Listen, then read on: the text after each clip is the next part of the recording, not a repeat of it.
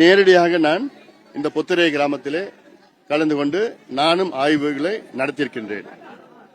இது தமிழ்நாட்டில் உள்ள அனைத்து வருவாய் மாவட்டத்திலே இனி அடுத்த 2 மாதத்திற்குள் நடைபெறும். அடுத்த கட்டம் என்ன செய்ய வேண்டும், அரசியல் நகர்வுகள் எப்படி இருக்க வேண்டும், கட்சியை எப்படி பலப்படுத்த வேண்டும் என்ற நோக்கத்திலே இதை நாங்கள் செய்திருக்கின்றோம், இன்னும் செய்ய இருக்கின்றோம். தமிழக அரசு ஒரு மாற்றத்தை உருவாக்கினாங்க. இந்த மாற்றம் ஏற்பட்ட பிறகு தற்போதைய நிலைமை உங்கள் பார்வைக்கு எப்படி? இப்போ முதலமைச்சர் விஜய் அவர்கள் பொறுப்புக்கு வந்து கிட்டத்தட்ட ஒரு மாதம் ஆக இருக்கிறது. இந்த ஒரு மாத காலத்தில் தமிழ்நாட்டில் உள்ள பல பிரச்சனைகள், ஆனால் இந்த ஒரு மாதத்திற்குள் அத்துணை பிரச்சனைகளுக்கும் தீர்வு கொண்டு வர முடியாது. இன்னும் கொஞ்சம் கால அவகாசம் கொடுக்க வேண்டும். அதே வேளையில் என்னென்ன முக்கியமான பிரச்சனைகள், அதை எப்படி தீர்வு கொண்டு வருவோம் என்று ஒரு வரைமுறை முதலமைச்சர் விஜய் அவர்கள் செய்ய வேண்டும். 2 நாட்களுக்கு முன்பு அமைச்சரவை கூட்டம் நடைபெற்றிருக்கிறது. அந்த கூட்டத்திலே கிட்டத்தட்ட ஒரு 450 திட்டங்களை பற்றி விவாதம் செய்திருக்கின்றார்கள் என்று ஒரு செய்தி வந்திருக்கிறது. அதில் முக்கியமான தமிழ்நாட்டினுடைய பிரச்சனைகளை கையில் எடுத்து அதற்கு தீர்வு கொண்டு வர வேண்டும். தேவைப்பட்டால் அனைத்து கட்சிகளையும் இந்த பிரச்சனைகளை ஈடுபடுத்தி தீர்வு கொண்டு வர வேண்டும். ஏன்னா இது தமிழ்நாட்டு பிரச்சனை. இப்போ உதாரணம் மேகதாது பிரச்சனை. மேகதாது அணை கர்நாடக அரசு கட்டியே தீருவோம் என்று கர்நாடகாவின் புதிய முதலமைச்சர் டி.கே. சிவகுமார் அவர்கள் கங்கணம் கட்டி அதை வலியுறுத்தி கொண்டிருக்கின்றார். ஆனால் மேகதாது அணை கட்டினால் இது தமிழ்நாட்டிற்கு மிகப்பெரிய ஒரு பிரச்சனையை மட்டும் இல்ல, தமிழ்நாட்டில் உள்ள 38 மாவட்டத்தில் 28 மாவட்ட மக்கள் காவிரியை நம்பியிருக்கின்றார்கள். இப்பொழுது காவிரியில் வருகின்ற தண்ணி கர்நாடக அரசு விடுகின்ற மிச்ச நீர் தான், உபரி நீர் தான். கர்நாடகாவில் 4 பெரிய அணைகள் இருக்கிறது. KRS அணை, கபினி, ஹேமாவதி, ஆரங்கி. இந்த 4 அணையுடைய கொள்ளளவு 115 TMC. இவர்கள் உத்தேசமாக இருக்கின்ற அந்த மேகதாது அணை உடைய கொள்ளளவு 70 TMC. இப்பொழுது காவிரியில் வருகின்ற தண்ணி தென்மேற்கு பருவத்தில் மைசூர் பகுதியிலே மழை பெய்தால் அங்கு இருக்கின்ற அணைகள் எல்லாம் நிரம்பி வேறு வழி இல்லாமல் அந்த தண்ணீரை தமிழ்நாட்டுக்கு அனுப்புகிறார்கள் கர்நாடகா. காவிரி நடுவர் மன்றம் ஒரு தீர்ப்பு, அந்த தீர்ப்பிலே 177.25 TMC தமிழ்நாட்டுக்கு கர்நாடகா கொடுக்க வேண்டும் காவிரி மூலமாக என்று ஒரு தீர்ப்பு. அந்த தீர்ப்பிலே ஒவ்வொரு மாதமும் இவ்வளவு தண்ணீர் கொடுக்க வேண்டும் என்று. ஆனால் கர்நாடகா அந்த ஒரு மாதத்தில், ஜூலை மாதத்தில் அங்கே அணைகள் எல்லாம் நிரம்பிய பிறகு தமிழ்நாட்டுக்கு ஜூலை ஆகஸ்ட்ல அந்த 2 மாதத்துல 170, 200 TMC தண்ணி கொடுத்துட்டு நாங்க கொடுத்துட்டோம் சொல்லுவாங்க. தமிழ்நாட்டுடைய ஸ்டோரேஜ் கெப்பாசிட்டி மேட்டூர் மட்டும்தான். மேட்டூருடைய கொள்ளளவு 93 TMC. 93 TMC நிரம்பி அதற்கு மேல தண்ணி கடல்ல தான் போய் கலக்குது. அதனால இந்த மேகதாது அணை கட்டிட்டாங்கன்னா அந்த மிச்ச நீர் கூட வராது, தமிழ்நாட்டுக்கு உபரி நீர் கூட வராது. இதை நம்பி இருக்கின்ற 40 லட்சம் விவசாயிகள், 5.5 கோடி மக்கள் குடிநீருக்காக எதிர்பார்த்துக் கொண்டிருக்கின்ற, காவிரியை எதிர்பார்த்துக் கொண்டிருக்கின்ற 5.5 கோடி மக்கள் மிகப்பெரிய ஏமாற்றம் வரும். அதை ஒருபொழுதும் அனுமதிக்க கூடாது. அதற்கு கடுமையாக எதிர்க்கணும்.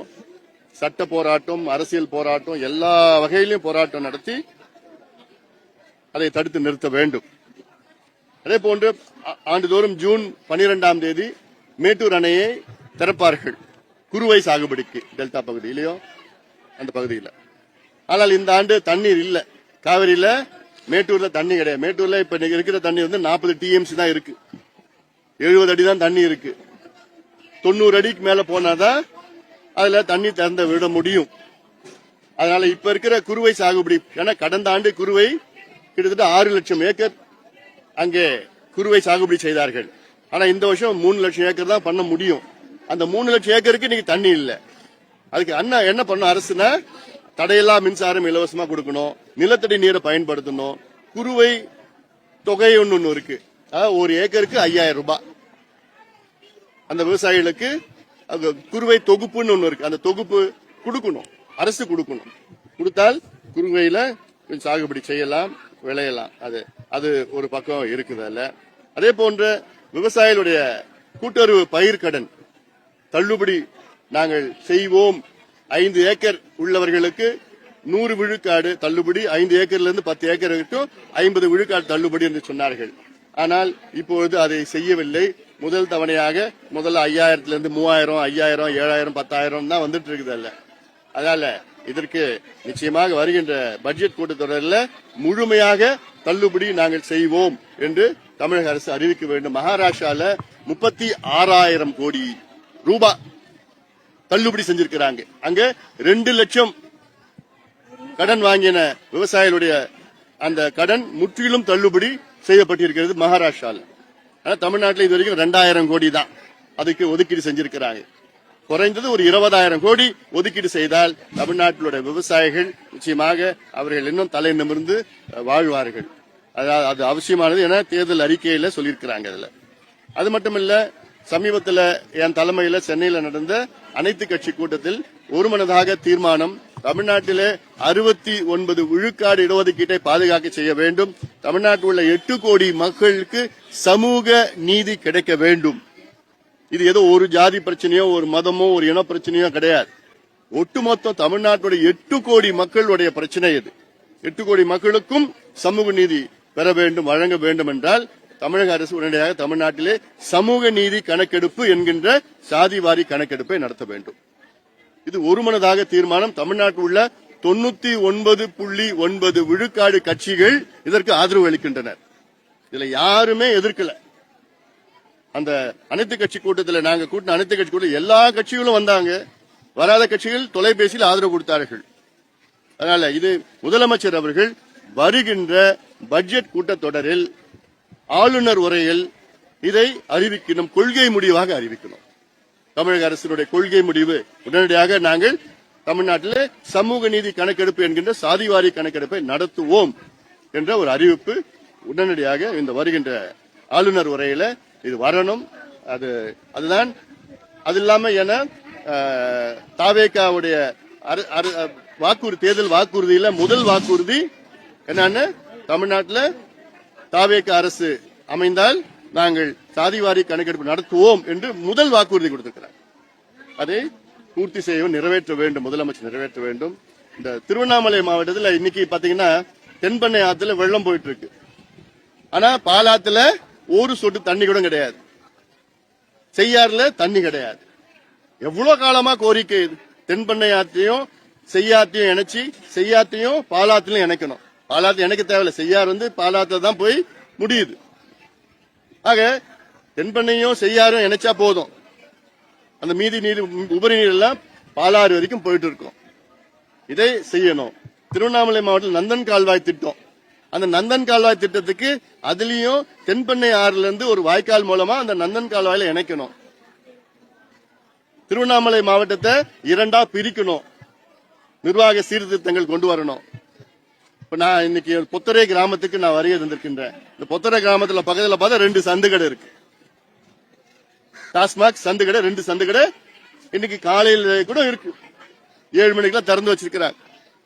அப்போ இந்த சந்துக்கடை காவல்துறைக்கு தெரியாம சந்துக்கடை யாரும் நடத்த முடியாது. இப்ப இன்னுமா காவல்துறையை திருந்தல. 5 ஆண்டு காலம் தான் இப்படி இருந்தீங்க.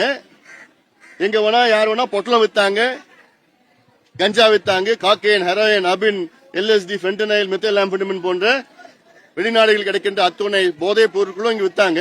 காவல்துறை தெரிஞ்சுதான் வித்தாங்க. இன்னுமா அப்படி நடக்குது. அதனால இதை உடனடியாக இது நிறுத்த வேண்டும். அடுத்தது, தென் மாவட்டங்கள்ல கனிம வள கொள்ளை இன்னும் நிக்கல. அமைச்சர் ஒரு ஆய்வு பண்ணார். அமைச்சர் ஆய்வு பண்ற நேரத்தில் அந்த லாரியில ஏத்திட்டு போறாங்கல்ல, அந்த ஜெல்லியோ அந்த மணலோ ஏத்திட்டு கேரளாக்கு ஏத்திட்டு போறாங்கல்ல, அது ஹெவி டாரஸ். அது என்ன பண்ணிட்டாங்க, அமைச்சர் வரான்னு சொல்லிட்டு அதுல உள்ள நிறுத்திட்டாங்க தெருவுல. ஊர் உள்ள தெரு உள்ள சந்துல நிறுத்தி வச்சுட்டாங்க. அமைச்சர் திரும்பி போன உடனே திருப்பி வந்து போயிட்டு இருக்கு. கேட்டா அமைச்சர் போய் எதுவும் இல்லைன்னு சொல்லிட்டு இருக்கிறார். அமைச்சரே ஏமாத்திட்டு இருக்கிறாங்க. ஆனால் அமைச்சர் வந்து சொல்லிட்டு போக கூடாது, சொல்லாம போனோம், திடீர்னு போனோம். எத்தனை லாரி வருதோ எல்லாத்தையும் சீஸ் பண்ணுங்க. அதிகாரிகள் அதை சீஸ் பண்ணணும். ஏன்னா மலைமலையா போயிட்டு இருக்கு, இயற்கை சூழல்லாம் போயிடுச்சு. நமக்கு மேற்கு தொடர்ச்சி மலை தான் நமக்கு தமிழ்நாட்டுக்கு கிடைச்ச மிகப்பெரிய வரம். இந்த மேற்கு தொடர்ச்சி மலை இல்லைன்னா தமிழ்நாடு கிடையாது, மக்கள் வாழ முடியாது. அதுல வர தண்ணி தான் தமிழ்நாட்டில் ஆறா வந்துட்டு இருக்கு. எல்லா ஆறுகளும் மேற்கு தொடர்ச்சி மலையில இருந்து தான் தொடங்குது தமிழ்நாட்டில் முக்கிய ஆறுகள். அந்த மலையே காணாம போயிட்டு இருக்கு, எல்லாமே கேரளாவுக்கு போயிட்டு இருக்கு. கேரளாவில் சட்டம் இருக்கு, மலையை உடைக்க கூடாது, மண்ணை அள்ளக்கூடாது, மண்ணை எடுக்க கூடாது, மரத்தை வெட்டக்கூடாது, இப்படி எல்லாம் இருக்கு. ஆனா தமிழ்நாட்டில இருந்து இங்க இருந்து மணல், மரம், மண் எல்லாம் போயிட்டு இருக்குதாங்க, கல் எல்லாம் போயிட்டு இருக்கு. இதை முதலமைச்சர் அவர்கள் சிறப்பு கவனம் செலுத்தணும். அது மட்டும் இல்ல, பெரிய சிபிஐ என்கொயரி நடத்தணும். ஏன்னா இப்ப இருக்கிற காவல்துறை என்கொயரி எல்லாம் இவங்க எல்லாமே கடந்த ஆட்சியில உடனடியா இருந்தாங்க. சிபிஐ என்கொயரியில நடத்தணும். இல்ல உயர்நிலை நீதிபதி, நேர்மையான நீதிபதி, ஓய்வு பெற்ற நீதிபதி தலைமையில ஒரு குழு போட்டு இங்க எங்கெங்க பண்ணாங்க, எவ்வளவு பண்ணிட்டு இருக்காங்க, அவங்க யார் பண்ணாங்க, அவங்க ஜெயிலுக்கு போகணும். அவங்க சொத்தெல்லாம் பறிமுதல் செய்யணும், அரசு பறிமுதல். ஏன்னா ஏதோ 100 கோடி 1000 கோடி எல்லாம் கிடையாது, ஆயிரக்கணக்கான கோடி கொள்ளடிச்சு வச்சிருக்கிறாங்க நம்முடைய இயற்கை கனிம வளங்கள்ல. இந்த பக்கம் கேரளாவுக்கு போகுது, இந்த பக்கம் கர்நாடகாவுக்கு போயிட்டு, ஆந்திராவுக்கு போயிட்டு, இந்த பக்கம் எல்லா பக்கமும் போயிட்டு. இதெல்லாம் முதலமைச்சர் அவர்கள் சிறப்பு கவனம் செலுத்தணும்.